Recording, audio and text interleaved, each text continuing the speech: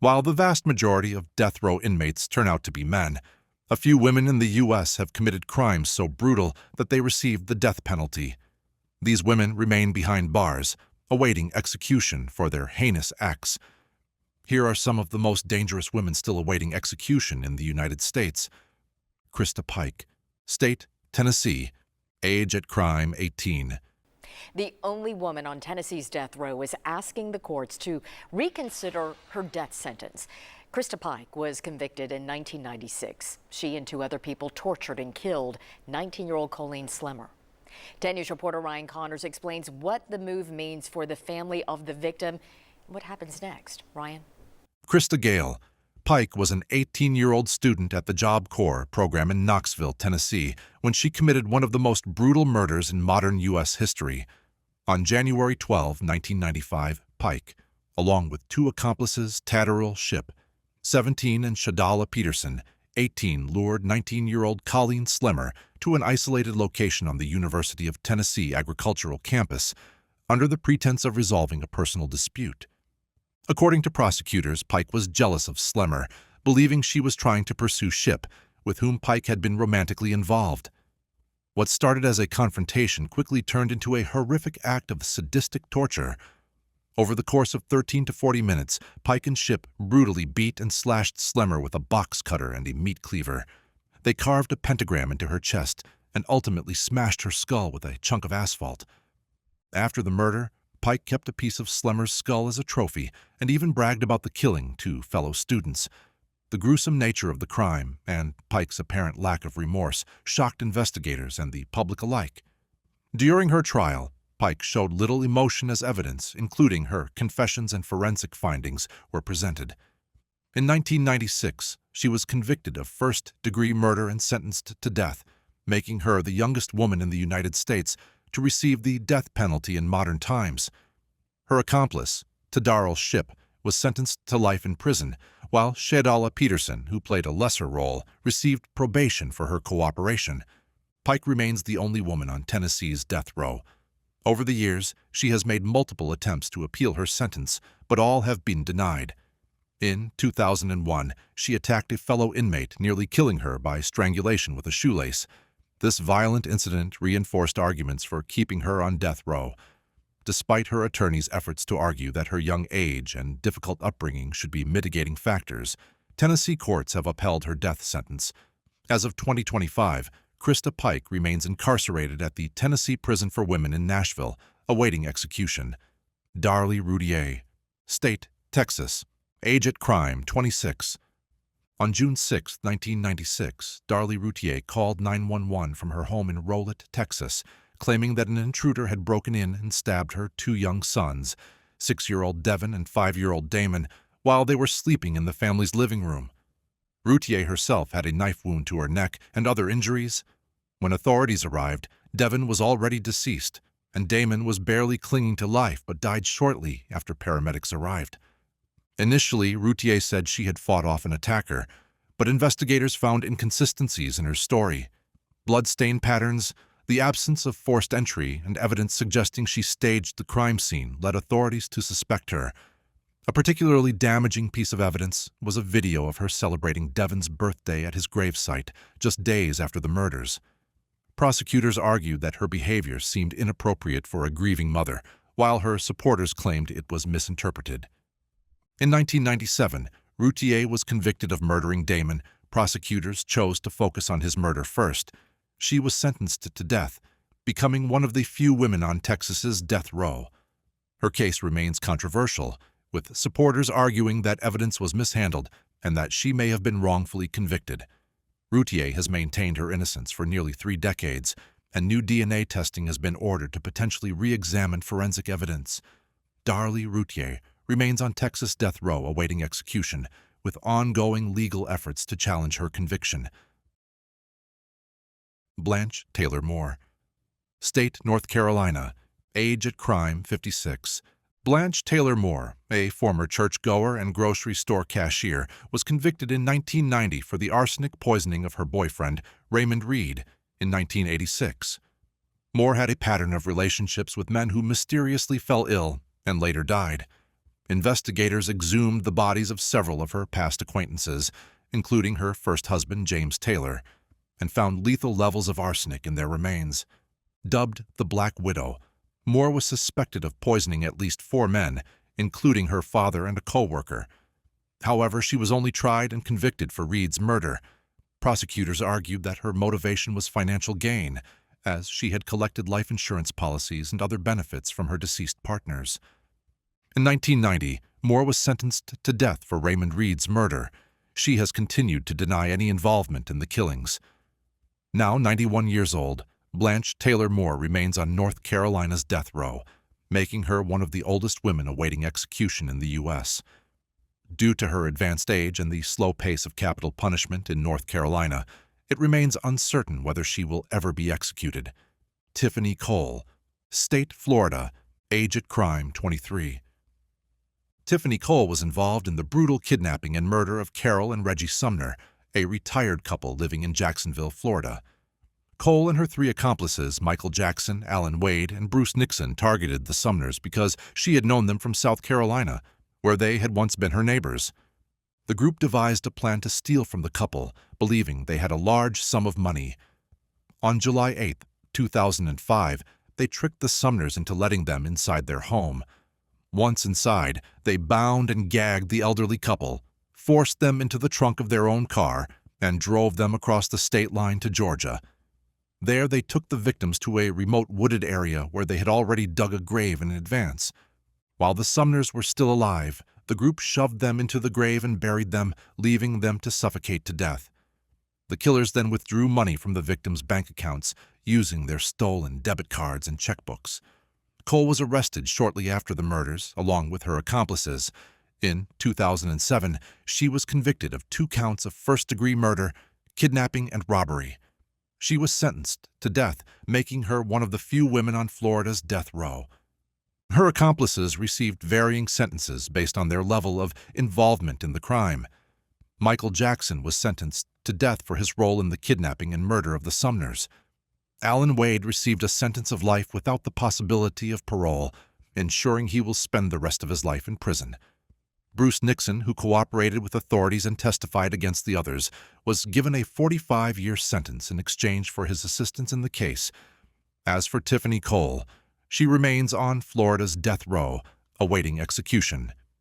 Her case stands out as one of the few instances in which a woman has been sentenced to death for such a brutal and premeditated crime in the United States. Melissa Lucio, State, Texas, age at crime 38. On February 17, 2007, emergency responders were called to a small apartment in Harlingen, Texas, where Mariah Alvarez was found unresponsive. The toddler had bruises on her body, a head injury, and signs of trauma. She was later pronounced dead at the hospital. Authorities quickly suspected Melissa Lucio, Mariah's mother, of physically abusing and ultimately killing her daughter. Lucio, who had 12 children, told investigators that Mariah had fallen down a flight of stairs at their home 2 days before her death. However, prosecutors argued that her injuries were not consistent with an accident and instead suggested a pattern of ongoing child abuse. After hours of intense police interrogation, Lucio eventually admitted to spanking and biting her child, but never confessed to murder. Her legal team later argued that she was a victim of coercion, noting that she was exhausted, grieving, and pregnant with twins during the interrogation. Experts on false confessions have since pointed to psychological pressure and manipulative questioning tactics as factors that may have led to her statements. At trial, prosecutors presented Lucio's confession as key evidence against her. A medical examiner testified that Mariah's injuries could not have been caused by a simple fall, claiming they were the result of physical abuse. Lucio's defense team did not call any witnesses, including experts who could have argued that Mariah's injuries were consistent with a fall. In 2008, a jury convicted Melissa Lucio of capital murder, and she was sentenced to death. The case was widely criticized for a lack of physical evidence directly linking Lucio to Mariah's death, and for the failure of her defense attorneys to present alternative explanations for the child's injuries. Over the years, Lucio's case has drawn significant public attention, with advocates, legal experts, and even some jurors later expressing doubts about her guilt.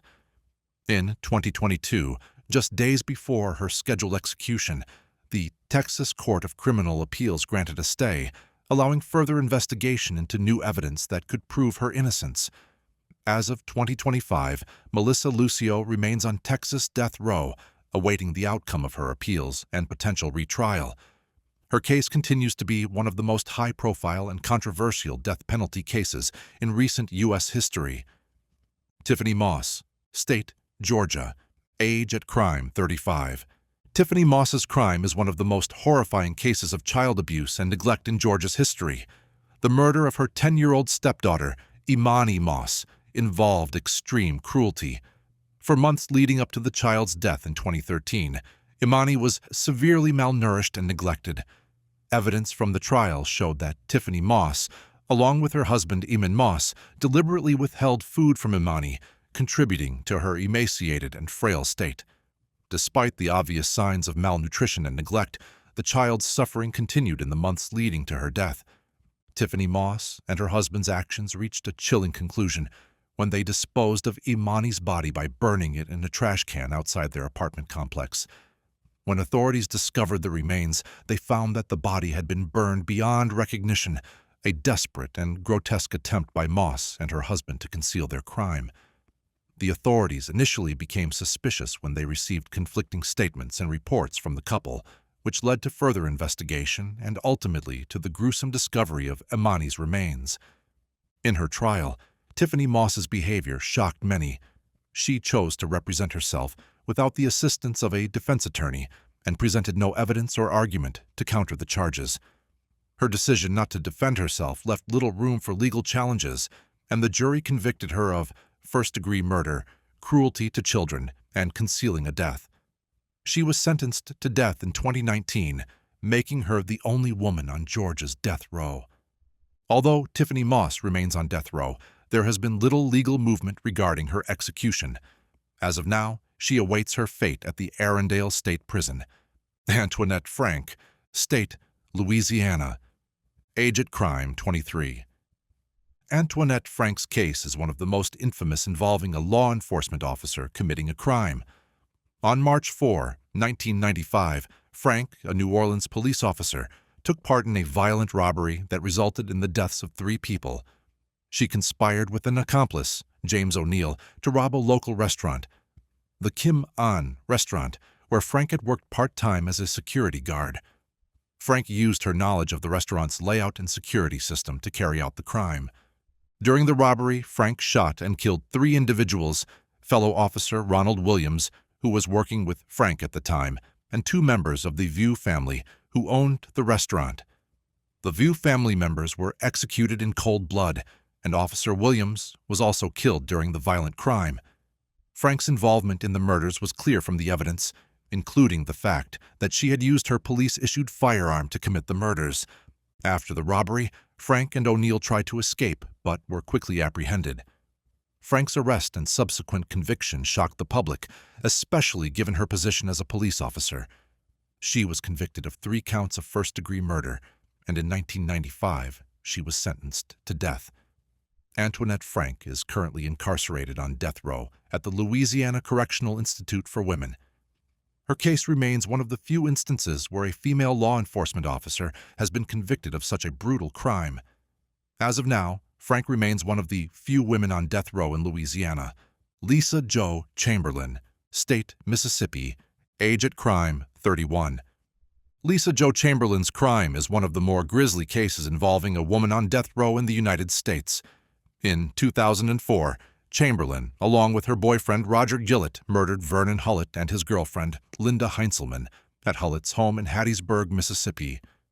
The murders were particularly heinous, as Chamberlain and Gillett dismembered the bodies of their victims before transporting them to an abandoned farm in Kansas. There, the bodies were hidden in a freezer, where they were eventually discovered. The motive for the murders appears to have been related to a combination of personal conflicts and financial issues.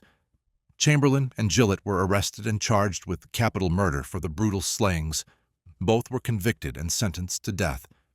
However, in 2018, Gillett's sentence was commuted to life without the possibility of parole, which left Chamberlain as the only woman on death row in Mississippi.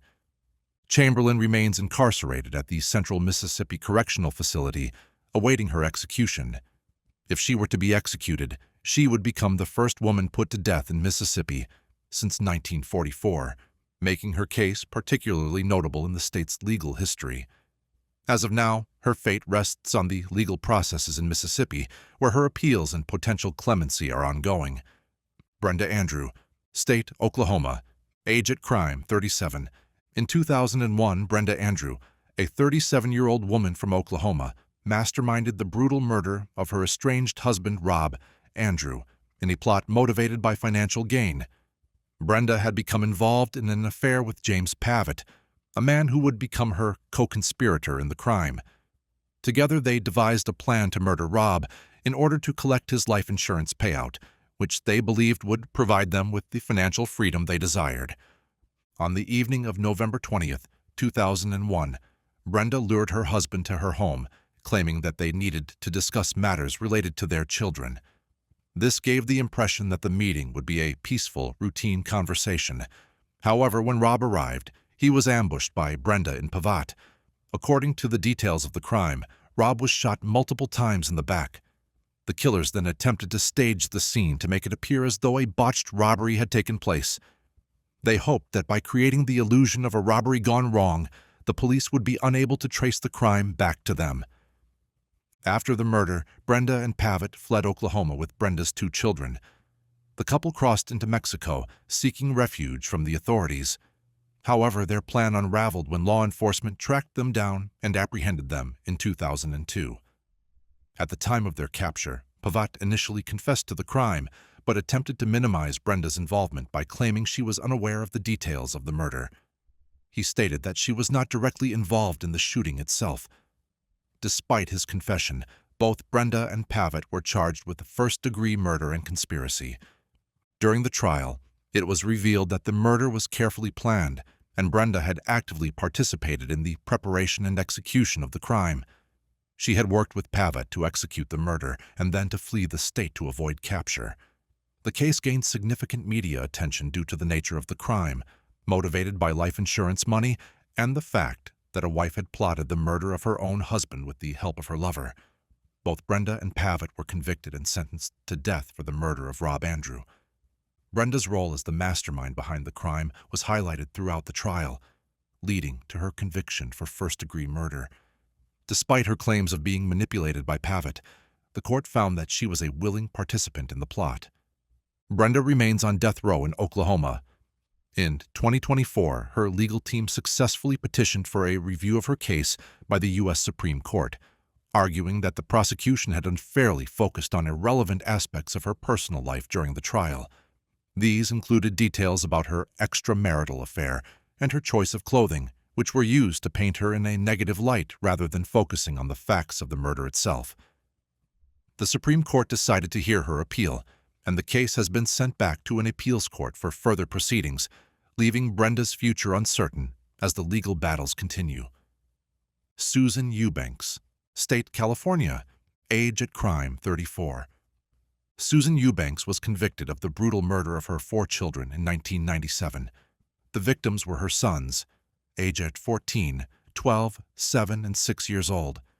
Eubanks killed her children in the family's home in San Diego, California. The crime took place on October 27, 1997, when Eubanks, in a moment of emotional distress, shot and killed her children. She used a handgun to shoot them in the back of the head while they were either lying down or seated. After the murders, she called the police and initially claimed that an unknown man had entered the house and killed her children before fleeing the scene. However, investigators quickly determined that Eubanks had been the perpetrator. The case became widely publicized due to the nature of the crime and the fact that Eubanks was a mother who had killed her own children. During her trial, it was revealed that Eubanks had been dealing with significant emotional and psychological issues, including depression, and had a history of abusive relationships. Despite this, she was convicted of first-degree murder for each of the 4 children. Eubanks was sentenced to death in 1999 for the murders. She remains on death row in California, and her case continues to be a subject of legal and public debate, particularly due to her mental health history. Some argue that her actions were influenced by her history of abuse and untreated mental health conditions. Veronica Utilia Gonzalez, State, California, age at crime 26. Veronica Gonzalez and her husband Ivan Gonzalez were entrusted with the care of Jenny Rojas, the daughter of Veronica's sister. Instead of providing a safe home, the couple subjected Jenny to prolonged and horrific abuse. Prosecutors detailed that Jenny was regularly beaten, starved, and burned with cigarettes. She was also forced to eat her own vomit and excrement and was tied up for long periods. The abuse escalated to the point where Veronica and Ivan scalded the child in a bathtub with boiling water, causing severe burns over 60% of her body. Jenny succumbed to her injuries on July 21, 1995.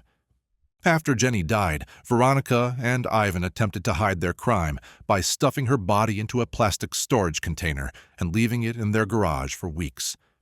The murder only came to light when a friend of the couple discovered the decomposing remains and alerted authorities. Investigators described the crime scene as one of the most disturbing cases of child abuse and torture in California history. In 1998, Veronica Gonzalez was found guilty of first-degree murder with special circumstances of torture and child abuse. The jury unanimously recommended the death penalty. Witnesses, including neighbors and family members, testified that Veronica had displayed no remorse for Jenny's suffering. Her husband, Ivan Gonzalez, was also convicted of first-degree murder and sentenced to death earlier in the year. The couple became the first married pair in California history to be placed on death row for the same crime. Veronica Gonzalez remains incarcerated on California's death row at the Central California Women's Facility, awaiting execution. Socorro Susan Caro, State, California, age at crime 42. Socorro Susan Caro was convicted of the brutal murders of 3 of her 4 children in their Camarillo, California, home on November 22, 1999. Caro was married to Dr. Xavier Caro, a prominent rheumatologist, but their marriage was deeply troubled, with reported domestic issues and allegations of abuse. On the night of the murders, Caro's husband had been working late and returned home to discover a horrific scene. 3 of their sons, Joey, 11, Michael, 8, and Christopher, 5, had been shot execution-style in the head while they were sleeping. The 4th child, Matthew, 1 year old, was the only survivor. Susan Caro was found in the same room with a gunshot wound to her head, which was later determined to be self-inflicted, but not fatal. Investigators found the .38 caliber revolver used in the killings near her body. Initially, Caro attempted to claim memory loss and amnesia, stating that she could not remember what had happened. Investigators discovered that Caro's marriage was deteriorating, and she had been deeply unhappy. She was reportedly upset about financial issues, marital problems, and concerns about a potential divorce and child custody battle. The murders occurred just hours after she had argued with her husband about divorce and visitation rights. Prosecutors presented a chilling theory. Susan Caro executed her children as an act of revenge against her husband, believing that taking their lives would be the ultimate way to punish him. Evidence at the crime scene showed that the children were shot while sleeping, indicating a premeditated attack. The revolver used in the crime belonged to Dr. Xavier Caro. Susan Caro's trial began in 2001, and she pleaded not guilty by reason of insanity. Her defense team argued that she was under severe emotional distress and was suffering from depression, substance abuse, and possible mental illness at the time of the murders. They claimed she had attempted to commit suicide after the killings and had no recollection of the events. The prosecution countered, arguing that Susan Caro methodically planned the killings and had shown no remorse. They presented forensic evidence, including blood spatter analysis, which proved that the murders were deliberate and carried out at close range. The jury rejected her insanity defense, finding her guilty of 3 counts of first-degree murder. In April 2002, Susan Caro was sentenced to death. The judge called the crime one of the most calculated and unforgivable acts of murder he had ever seen. Caro's legal team filed multiple appeals, arguing that her mental state was not properly considered during sentencing. However, in 2019, the California Supreme Court upheld her death sentence, affirming that the trial had been conducted fairly and that the evidence overwhelmingly supported her conviction. Susan Caro remains on California's death row at Central California Women's Facility in Chowchilla.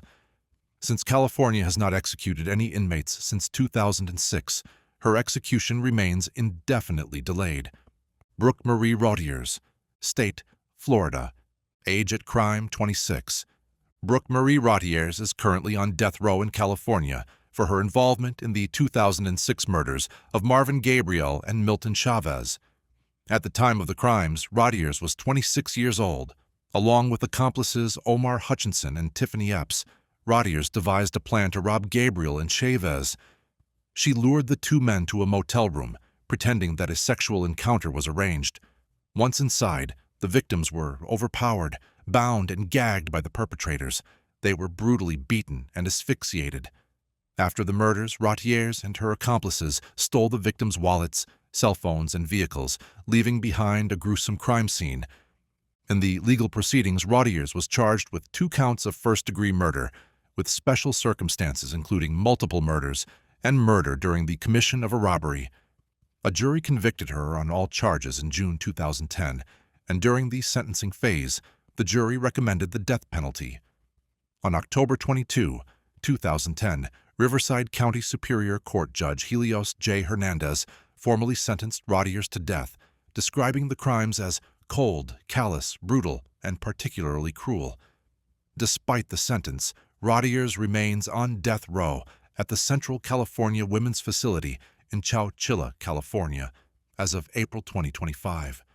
California has not conducted an execution since 2006, resulting in ongoing delays in carrying out her sentence. Kathy Lynn Serenana, State, California. Age at crime, 30. In 2005, Kathy Lynn Serenana and her husband, Raul Ricardo Serenana, took in their nephews, Ricky and Conrad Morales, after their mother was unable to care for them. Instead of providing them with a safe home, the Serenanas subjected the boys to severe physical abuse, including beatings with belts, baseball bats, and electrical cords. The abuse lasted for months, escalating in intensity. On December 25, 2005, Ricky Morales was brutally beaten after allegedly refusing to eat breakfast. He was found dead the next day, his body stuffed into a bedroom closet in the couple's home in Corona, California. His body showed signs of prolonged abuse, including bruises, cuts, and evidence of past injuries. During the investigation, authorities discovered a second body wrapped in plastic and hidden in the carport of the couple's duplex. The victim was identified as 13-year-old Conrad Morales, Ricky's older brother. Investigators determined that Conrad had died months earlier while the family lived in Washington state. Kathy had falsely reported him missing, but in reality, he had been tortured and killed in a similar manner to Ricky. Kathy Lynn Serenana and her husband were charged with multiple counts of first-degree murder and torture. Because of the brutality of the crimes, prosecutors sought the death penalty. In March 2009, separate juries found both Kathy and Raul Serenana guilty of all charges, including 2 counts of first-degree murder with special circumstances of torture. The jury recommended the death penalty for both.